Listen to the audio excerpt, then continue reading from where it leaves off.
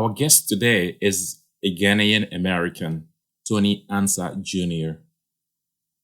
Tony Ansah is one of the few people I know to be extraordinary. I respect him a lot. He is honest and very smart.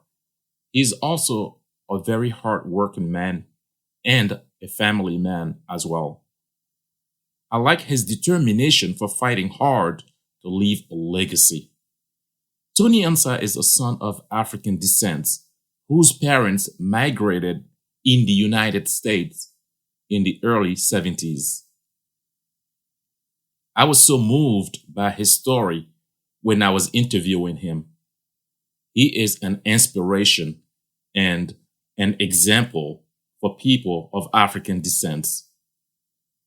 He is an amazing person who seems to do everything he does with ingenuity and strength.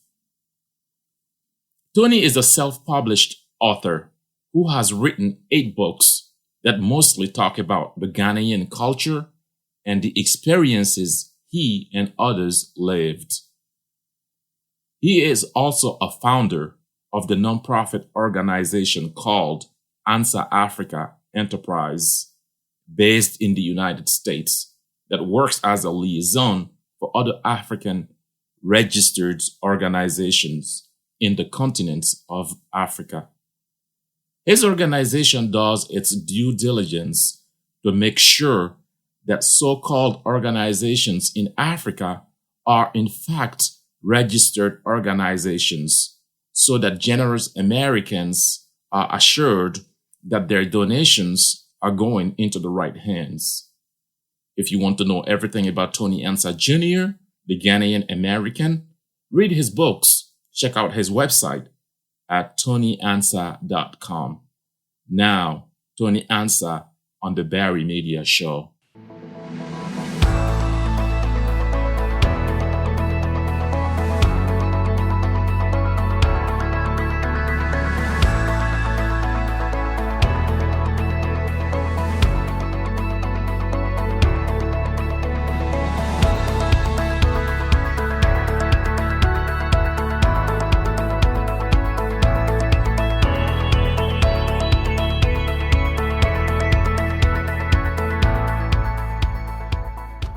When I Googled you, your name filled up the whole Google first page.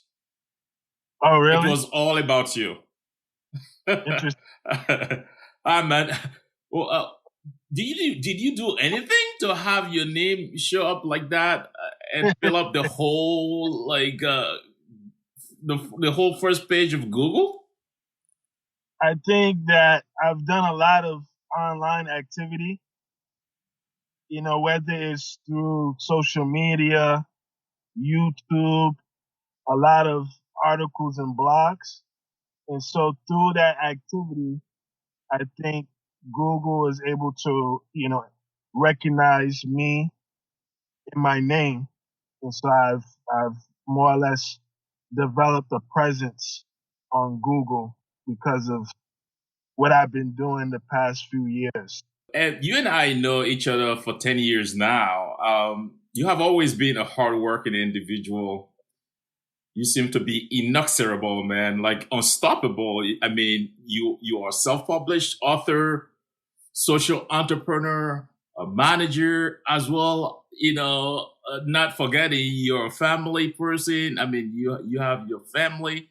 Yes. I mean, how do you really handle all of these things? I mean, before you answer that question, please provide some background for like those who are listening. Can you provide us with some backgrounds? Sure. Yeah. So I was born and raised in Providence, Rhode Island. Both of my parents are from Ghana, and they migrated to the U.S. back in the 70s, and they gave birth to me in the 80s. And I'm an only child. I don't have any siblings. And so I spent a lot of my adolescent years developing and learning through my parents as well as through their culture. And Fortunate enough, my parents owned a small convenience store where they used to sell West African food. They used to sell West African clothes. They used to do money transfer back home between the U.S. and African countries. And so from a young age, I was exposed to my Ghanaian heritage, my Ghanaian tradition, and my Ghanaian culture, obviously. Between your management job, your entrepreneurship, your family, you know. So how do you how do you handle all of these things? Like, All right, yeah. So I'll be honest with you. It requires a lot of discipline in order to manage all of these various projects or initiatives or um, jobs and work where I just have to really manage my time wisely throughout the day. I try to not engage in what I would say non-essential type of activity. So, for example, um, like during the morning hours, for example, I try to refrain from looking at emails or engaging in social media. I usually reserve that for later on in the evening. And that's when I will glance through my emails, look at what's important, and respond or reply to those. And then I might spend maybe 30 minutes on social media. So it's just a lot of discipline, a lot of time management. I have like a monthly to-do list as well. So anything important that I need to take care of for the month, I'll jot it down and, every week revisit and see what I can do that day and check it off my list and then revisit it a week later, so on and so forth. Sometimes I have to push things forward a little bit and get to it later, but I always try to just do what's important or what's essential um, at that point in time. So, like, basically just discipline, time management, and a to do list is kind of what I juggle on a daily basis or weekly basis. For example, if somebody sends me a text message during the daytime hours, 9 times out of 10, I'm probably going to ignore it unless it's like from a family member. Or if it's something business related that has to do with my income or revenue stream. So it really depends on what's going on.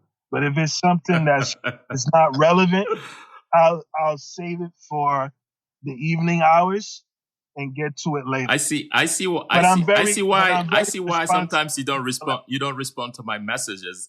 You only respond like around 8 p.m. I'm like, and I noticed that like every time I send you a text message, and wow. the only time I see your response back, it's like around 8 p.m. Exactly. Yeah, and even when I send you messages now, I don't expect you to answer right away. Like I know, like for fact, like you're gonna respond, but like it's gonna be like around 8 p.m. Yeah, that's it. So I mean, that's my routine, that's my schedule. But I feel like that's the only way to get things done is to be very disciplined. How did you become a self-published author?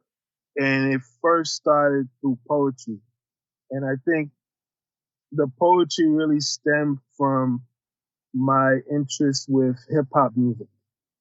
And so with that, along with watching a film called Slam, led me to writing a lot of poetry when I was in my teenage years. When I was in high school or secondary school, I explored poetry and writing poems. And so I did that for a good 10 years. And I always wanted to publish a book of my own. And so I did some research, some homework on it to see, okay, what are the different options when it comes to publishing a book? And so when I came across self-publishing, I felt that it was a better path, and I had more freedom and control over it. And so I looked to see, what are the steps in order to make this possible for me to self-publish these various poems I had, which, like I said, was a good 10 years of content and material. So the self-publishing to me was the best option. I had more freedom and control over the content and material, and I had a bunch of poems and poetry already written. And so what I did was I put together a compilation of the various poems that I did have within a 10-year span, and then I divided it into 5. And so the plan was to put together a series of poetry books. And so my first 5 books are basically a compilation of poetry, a compilation of poems that I had put together when I was a teenager and probably a few of my adult years. I got you.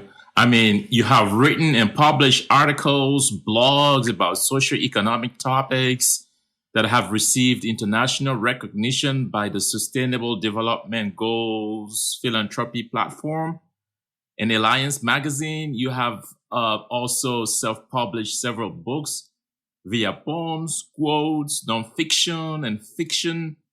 You're a contributor writer and editor for national publication with a global audience, which are Face-to-Face Africa, Modern Ghana, Central Africa Broadcasting Network Corporation.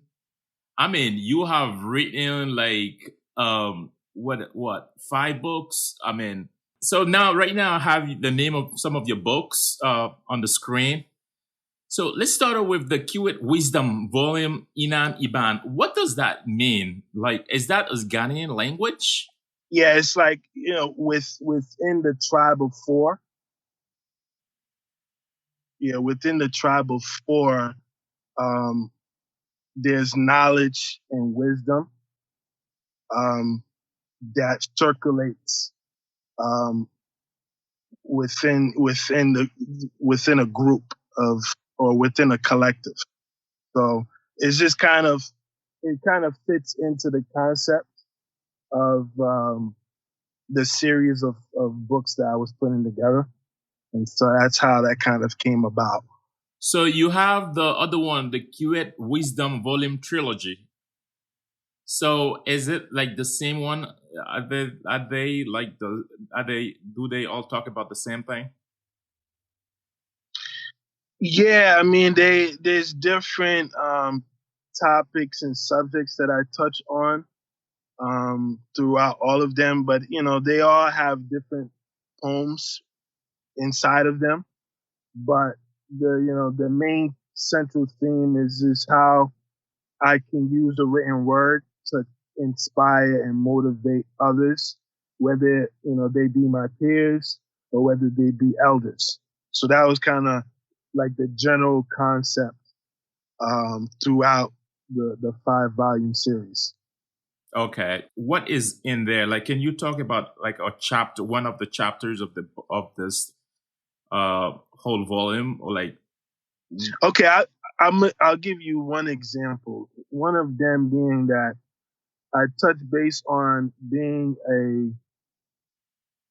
a child without any siblings, but growing up in an environment where you're born in a country that is not connected to your culture. And when you are around people of your own culture, at times they don't recognize you because you were not born and raised in a place like Ghana, for example. I was born and raised in the U.S., even though I still recognize myself or proclaim to be a Ghanaian, but I also have to acknowledge that I'm an American. So sometimes it's kind of like a weird distinction where how can I classify myself? Do I identify as a Ghanaian or do I identify as an American?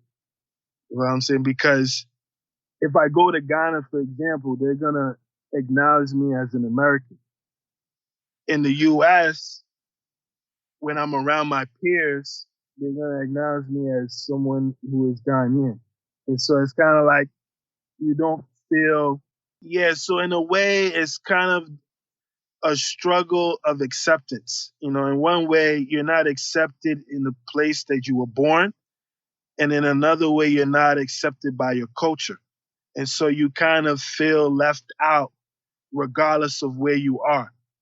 And so I speak a lot about that throughout the books, but I mean, it's not the main theme of it. A lot of it just is stuff that I experienced through my upbringing, whether it be pieces of my life, pieces of my story that I exposed through poems. So you know, like I said, it touches base on various subject matters, but I think the overall thing is being a child of immigrants and that experience and what that feels like, and how to express it to the public for them to get a taste of what that's all about. Where, if someone wanted to like get those books, like where can they go? They can go to Amazon and everything is there. Amazon.com. They type in my name, Tony Ansah. They'll find all of the various books over there. Altogether, is about 8 books that I've self-published so far. It seems like self-publishing has become a trend now. I mean, when you go to selfpublishing.com, they have software tools that you can use. I would say that there's a bunch of online sites out there that allow you to upload your content and publish. Like there's another one that's called lulu.com, Lulu. In the beginning stages, I use them as well for a few of my books. So even outside of Amazon, if you go to lulu.com, you'll find a few of my books there as well. So there's, and like I said, that was 2015. We're 2020 now. I'm sure there's hundreds of self-publishing platforms or softwares out there that will allow any individual who is interested to become a self-published author, if that's what they truly want to do or that's where their heart is. And so the next question for you is, what are the advantages of self-publishing? It's more independent. It gives you some, autonomy or freedom, as well as control over your content and material. And so you don't need to seek approval from a traditional publishing company. You are the judge and the jury.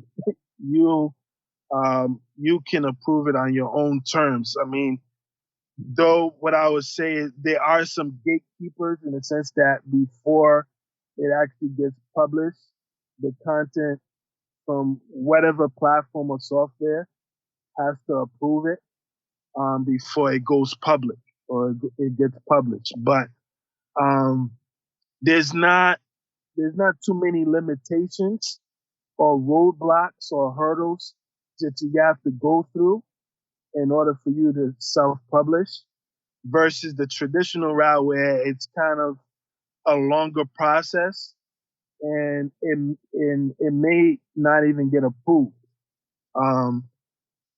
And so that's something you have to deal with because at the end of the day, these publishing companies are looking to make money. They're looking to make a profit. And if they feel that you're not a good fit or you're not someone that falls within their requirements or criteria or profile, you're not going to get a shot. But I feel like through self-publishing, you have a better opportunity and you as the author have way more control and kind of dictate what you allowed to put out in the world. And so it's a better avenue and path to take as far as I'm concerned. But then but then there are a couple of things that you may be missing though, right? Because then you're not going to have a marketer. You're going to do the marketing on your own, right? I mean, the self-publishing part, even though easy, That's a good point. but like the marketing, you have to do some marketing so that people know your book or your books, true. right? That's very true. And so if you look at both sides of the spectrum, okay, the traditional publishing companies can help you with marketing, but only to a certain extent or a certain degree. You know what I'm saying? Because they have their marketing plan. They have a demographic that they market to that falls within their company or that falls within their brand, right? Versus you as a self-publisher where you can dictate which demographic you want to market to. And you have a little bit more leeway on the overall marketing campaign. Though it puts a little bit more pressure on you as an individual to do the promotion and marketing, but you have a variety of options out there to explore versus the traditional company where they have their own campaign and they stick to that plan. You follow what I'm saying? So yeah, there's limitations that's within it. Though it's good for them to assist you with that, where you may not have to worry about doing any marketing, but it comes with a price tag. It comes with a cost. And when you self-publish, there's a lot of free platforms, a lot of free outlets out there that you can take advantage of if you do your homework and research. You know? Correct. Absolutely. Are you working on a book right now?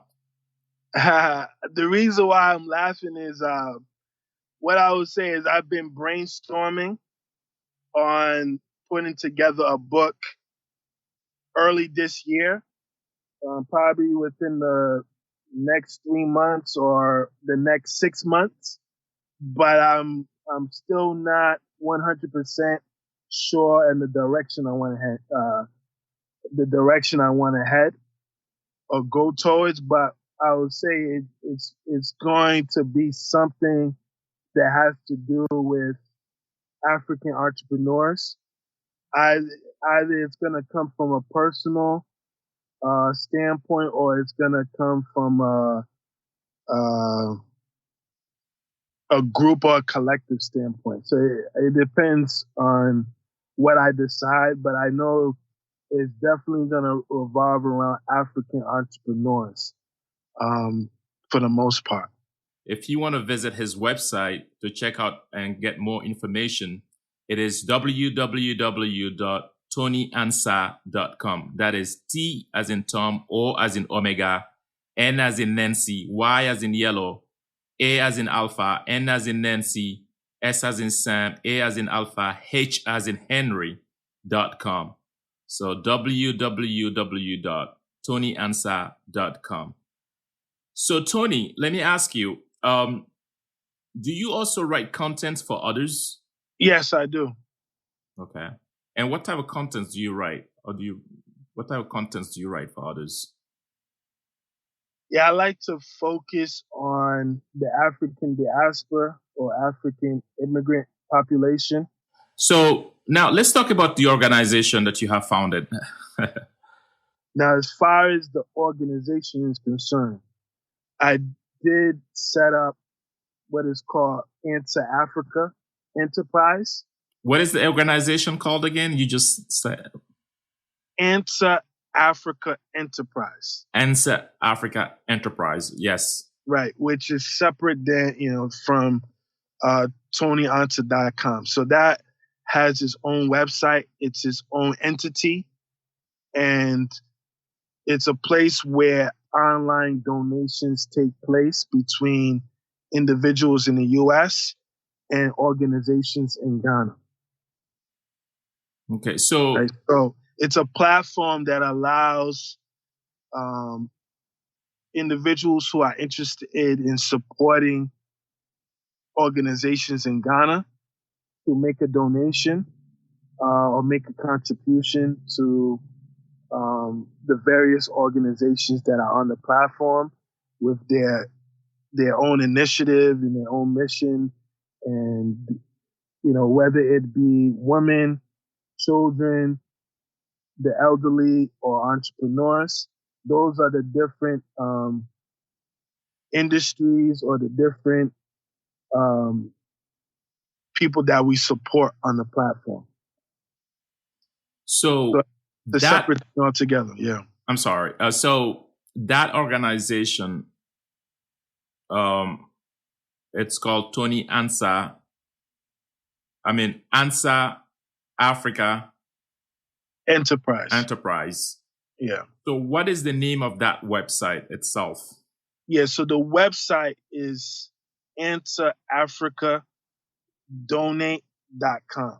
Acting as the middleman or the facilitator between the donor and then the organization. And so it's happening between US and Ghana for now. And so those are the two countries that are involved on this platform. And so we just act as a facilitator to do the donation between the two, like I said, the donor and the organization. So let me say this though. So why would someone really want to give, why would someone gives you what they want to give to another organization if they can contact that organization directly and just give them what they want to give them instead of going through a third party? Why though? I mean, you must have your why. Can you explain? All right. So all of the organizations on the platform go through a verification process that reveals whether or not they are legit nonprofit in Ghana, because there's a lot of organizations throughout Africa, throughout the various countries, who claim to be a nonprofit, but they haven't registered. And so we do the due diligence on our end to confirm that the organization is in fact registered and is a nonprofit entity that resides in Ghana, so that you as an individual donor don't have to worry or be skeptical as to whether or not you're providing a donation to an organization who is not real or could be fake or could be manipulating you to collect funds and then, mismanage the money that they receive. And so even once the donation takes place, there's also a process where we do a follow-up check with the organizations to see what takes place with the donation and what it was used for and the overall outcome of the donation that they received. And then we report back to the donor as well. So there's a lot more to it than just a simple donation. We want to make sure that the donor can trust and know that their money is being used for the intended purpose that they intended for it to be. So my question was, what is a social entrepreneur? All right, so it's an individual that's willing to take a risk in business that not only is about making money and a profit, but it's also about giving some form of impact to society or communities that are disadvantaged or less privileged than the wealthy or the affluent. So, what formula drives numbers for your organization? All right, so the formula kind of revolves around how can we communicate? How can we communicate in such a way where we're able to touch people's emotions, whether it's in person or it's online, whereby it'll attract attention to the platform on a daily basis and monthly basis. And so we like to engage with the people as much as possible, but also do our homework on the analytics, meaning like, okay, how many people are visiting the platform or visiting us on social media? What is the activity? What's their demographic? And then for those that have showed support or provided some financial contribution, how can we continue to engage with them in such a way where they are the top priority and they are number one, and we can continue to exchange our service and get financial support as the end result or as the ultimate outcome. I see.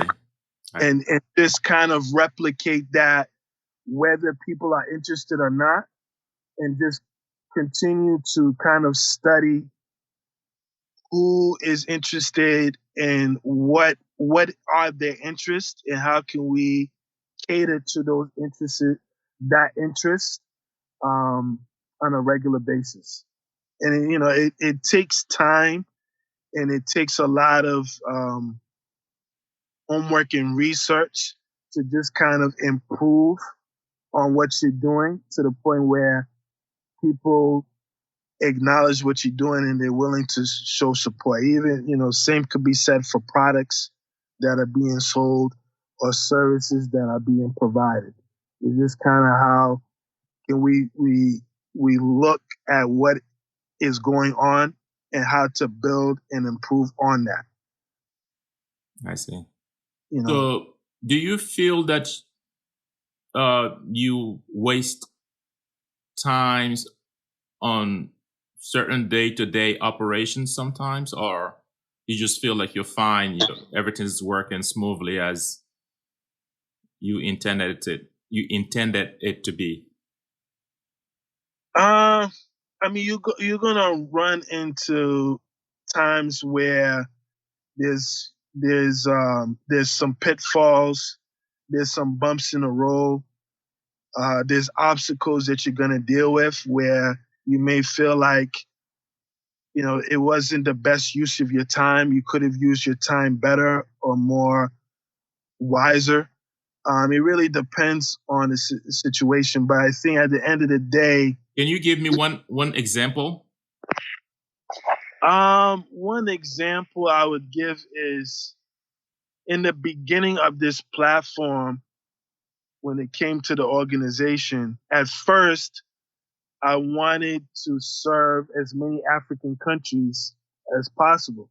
Because initially, I had built some relationships with organizations in Liberia, Sierra Leone, Ghana, and Kenya, as well as Nigeria. But I didn't think it was best use of the platform and best use of my time to cater to all of those different countries and the different organizations I had relationships with. And so I made a decision to just narrow down my focus to Ghana and start off with just 10 organizations. What system or protocol or process, did you put in place, to have the business function without you necessarily being present?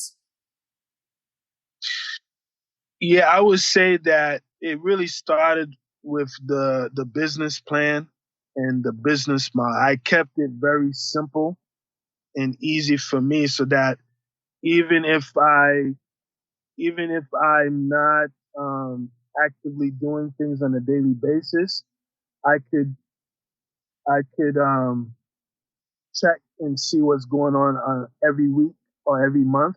So a lot of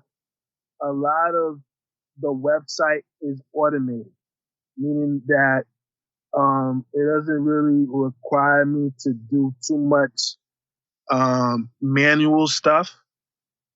There's a lot of different plugins on the back end that work on their own, if that makes sense. So I don't have to really check in too much, because a lot of the activity, I'll receive an email about it. So if a donation does take place, there's an email that gets sent to me, and then I follow up accordingly.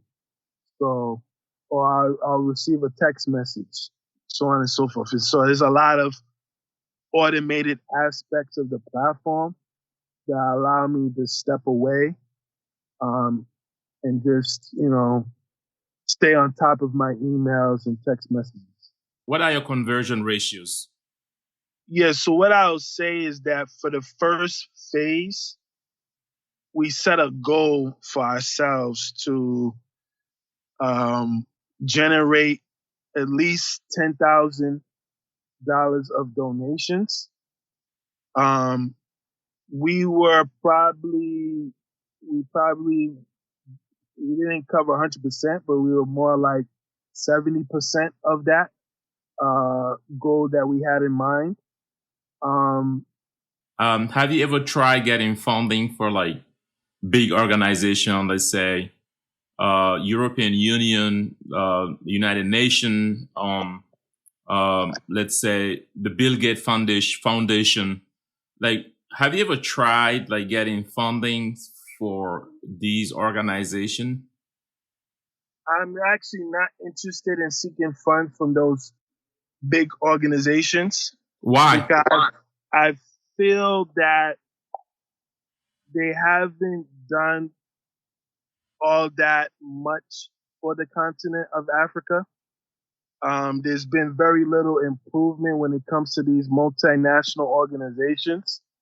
And I, on a personal level, feel like things would work better from the opposite end of the spectrum, meaning that instead of doing things on a global level, let's do it on a local level where it's more closer to home and it connects with people's culture in a more intimate and emotional way. And I feel like a lot of those organizations, they're not in tune or in touch with the culture and the tradition of the people. And as an end result, they're not making that much of an impact on a positive note. So if they were truly making improvements, there would be less poverty and there would be less poor people in the continent. Right? And don't get me wrong, there are wealthy, affluent, Africans in, the various African countries that actually could support themselves. Right? There are millionaires in the continent. And there are, big organizations in the continent as well.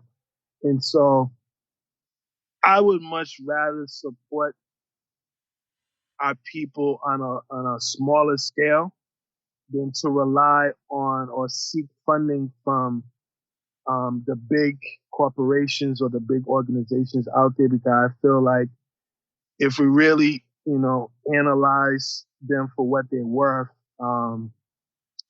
they haven't really been able to improve the livelihoods of people in the continent as we expected or as intended.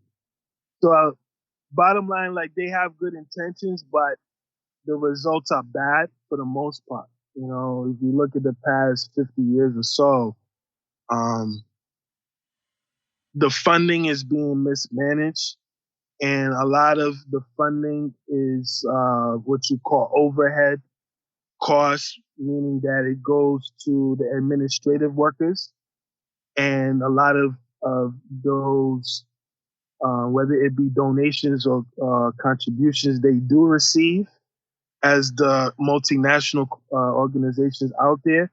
A lot of that funding ends up in Europe or ends up in the U.S.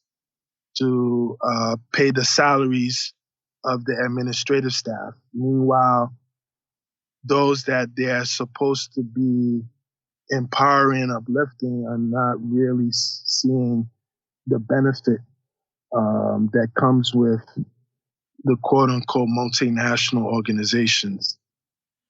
Yeah. So I'm not really a big supporter of that. I got you.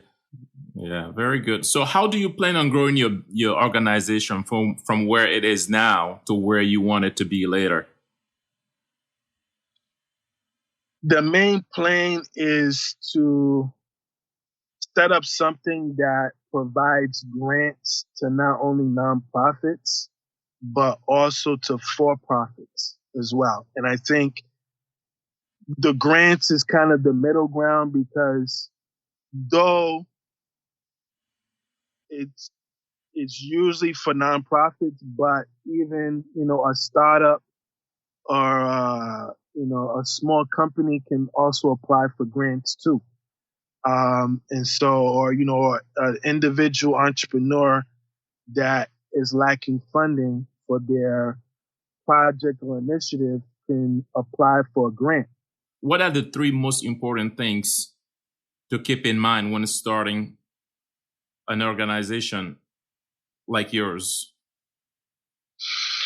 Yeah, I would say, you're gonna have an idea, a concept, and I think first and foremost, you wanna always revisit or go back to your original idea or concept when you first think of something you want to do, whether it's selling a product or providing a service.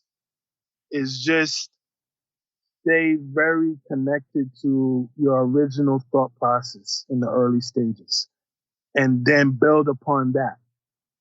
After that, that's the initial idea. You want to put together a business plan that incorporates your idea, but is able to be sold or is able to provide a service to the masses. So, putting together a plan, and you want to do your homework on that. Do some research and see the different examples or samples of business plans out there, and see which one is a good fit for your business idea. Then outside of, so, you have your initial idea, you have your business plan. Now you want to have a business model, meaning, what is going to be your revenue stream, or how are you going to make money off of your idea and business plan. So, you could be selling products or you could be providing services. You want to make a decision on, how much are you going to sell your product for, or how much are you going to charge for your services. And you need to set it up in such a way where, depending on your financial situation, you'll be able to generate or accumulate enough revenue to sustain your business. Putting together a plan, putting together a business model.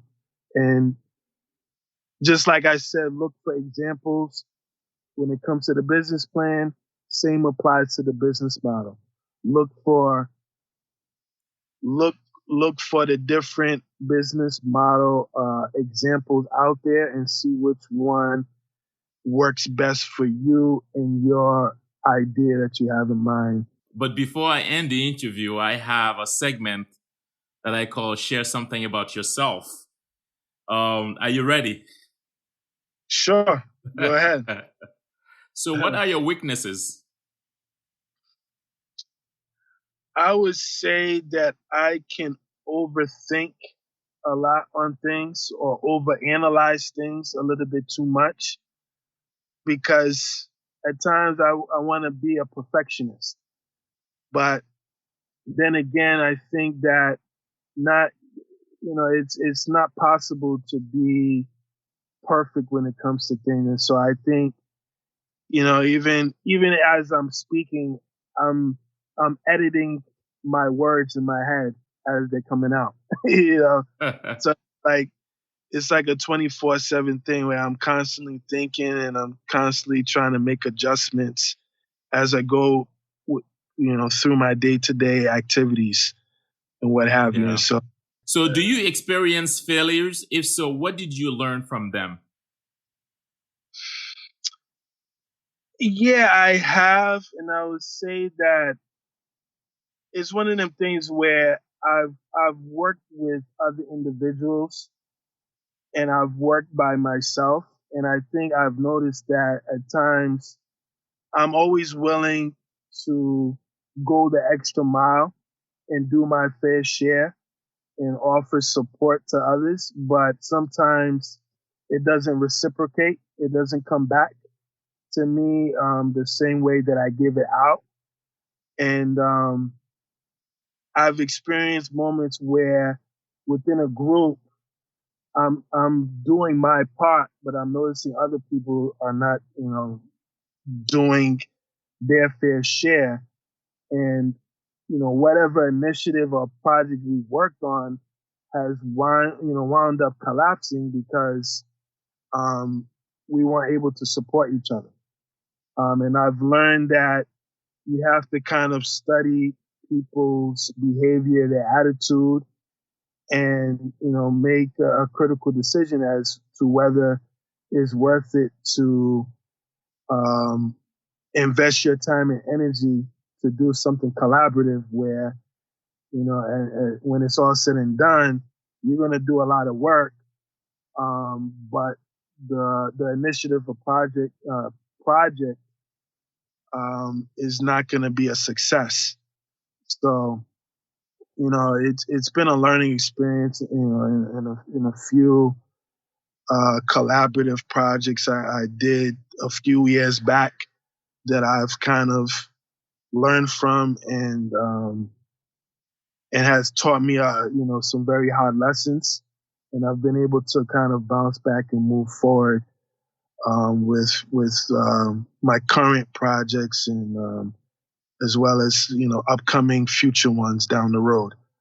So yeah, those are failures that I've bear witness to. But luckily, it wasn't all negative. I definitely saw some positive out of it, and I've moved forward in life. So Yeah, got you. If you had to, what is one thing you would change about yourself? um, I I would say just being more vocal about things that are going on. Just communicate and express it to others, whether it be for advice or whether it be for suggestions, but just being willing to share a little bit more of of me or my thoughts is kind of one thing I would say um, would be great to do a little bit more of that. Yeah, that's it. Got you. So, what keeps you up at night? What keeps you up at night? Um, it's writing or it's research. It's one of the two. I like to read. I like to write. I like to do research on what's going on in the world. And that's kind of keeps me awake. Um, those are the few things. And, once again, it a lot of times it relates to the African continent, or, it relates to my family somehow, some way. What or who inspires you? I'm inspired by creative individuals, thought leaders that are out in the world today who are willing to take risk and, make an impact in the lives of themselves and others. Those are the things that kind of inspire me and motivate me on a regular basis, is, those type of individuals that I come across, whether it's in person or it's on, online. Yeah, those are the type of people that I gravitate to. Oh man, thank you so much, Tony. Thank you for a great interview. Thank you for sharing your knowledge to help improve lives, man. Thank you so much. All right, thank you as well. Appreciate it. Take care. No problem. Thanks. Thank you. I'll see you soon.